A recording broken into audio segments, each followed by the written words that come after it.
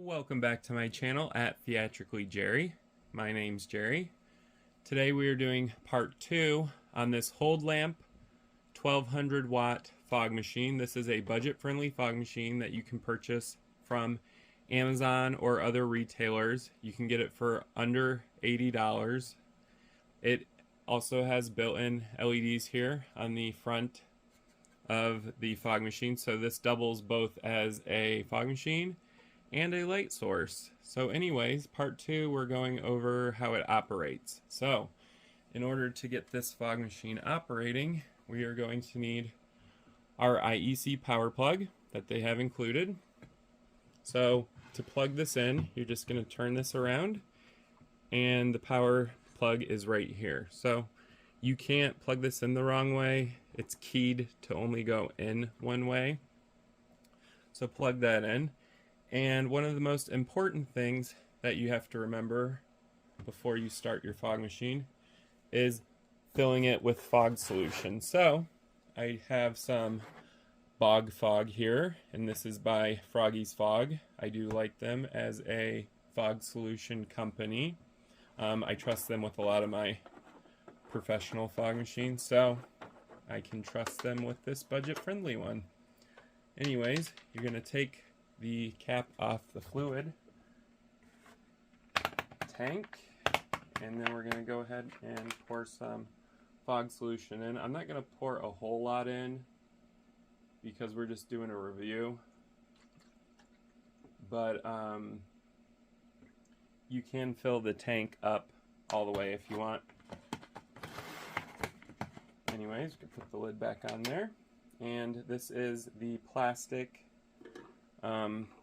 filter, and what this filter does is it actually filters out the fog solution so you don't get any contaminants into the heating chamber or the pump of the fog machine. Something interesting that I find about this fog machine is that they included the plastic filter. Usually they're a copper color metal filter, but I am starting to like plastic filters because they don't corrode when they're sitting in the fog solution, so I do like that they included that. Anyways, we do have some fog in there, and if you didn't notice, you can actually see where the fog is because they've included a window. Now we're going to go ahead and power this on, hit the rocker switch over here, and it will fire up this 1200 watt fog machine. As you can see, it's a lighted rocker switch, so I do like that they included that with the fog machine. It makes it very easy to find the on and off switch in the dark, so that's cool. It's on. It has a 3 to 5 minute warm-up time, so you are going to have to wait 3 to 5 minutes for the fog machine to warm up. I'm not going to let you guys wait that long. So I am going to cut, and then I will come back when the fog machine's ready to start producing fog. Alright, so let's take a look at the 6 3-watt RGB LEDs that are included. These are on the front of the fog machine. They are capable of mixing in the RGB color space, so you can of course get different colors besides that. I have this fog machine about 6 feet away from a wall.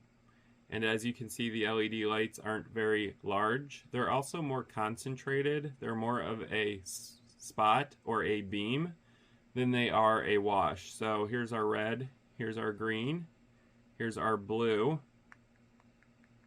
This is it at its brightest setting. This is it at its lowest setting.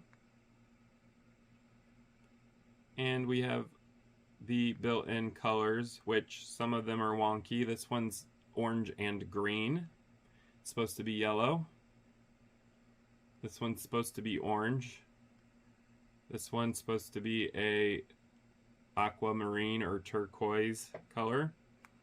This one's supposed to be lime green. It's a blue. This one is purple. Here's a pink, a hot pink, and this one is a made-up color that I'm not entirely sure what they decided it was going to be, because it is both pink, blue, and green, and you can kind of see the separation of the LEDs. So as stated, this is not a professional or high quality LED light source. They're also not very bright, but they're not dim, so they are going to be perfect for small parties or your Halloween display. They'll be great for that.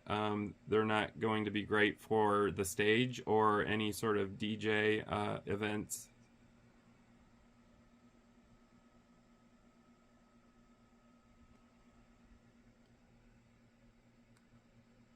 And this is the strobe. And you can't actually select what color you want to strobe. It's going to strobe all of the colors that it has built in. So you can't select just white.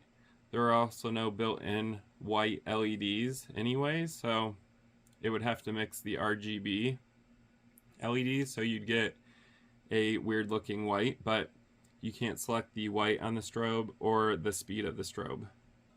One thing I wanted to point out is the brightness button here. So you would think there would be some level of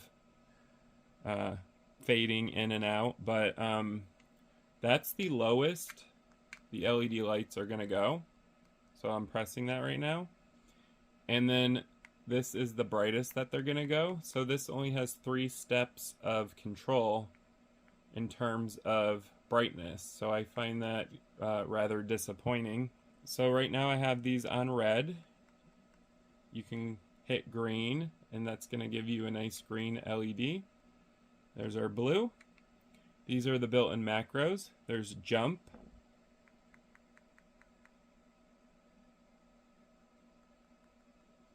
Gradual change. So this is going to gradually change between LED colors.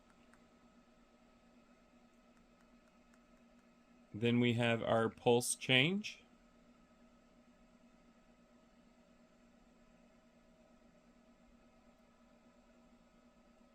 And we have our strobe, which I think is kind of funny because they're calling it stroboscopic on this remote right here. That's a really weird name for strobe. But anyways, you think you would be able to control the hertz or the frames per second that this strobe is refreshing. However, you can't. This is as fast as they're going to go.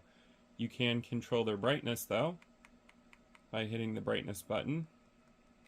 But that's about it. And if I keep hitting the stroboscopic button, they don't go any faster or slower. So that is what you're getting for strobe, and that's at its brightest setting. Then we have our built-in colors. So this is supposed to be a yellow. It doesn't look like a true yellow. They're using red and green. I'm going to turn the intensity down. We have a pink, which actually looks like a hot pink, so that's cool. We have a blue, light blue, another form of yellowish orange. We have a aqua. We have an aqua blue. We have a purple. We have another purple, a hot pink, and a blue. Something that I find interesting since we're doing an in-depth review is when I hit this green button, the lights are not green, they're blue.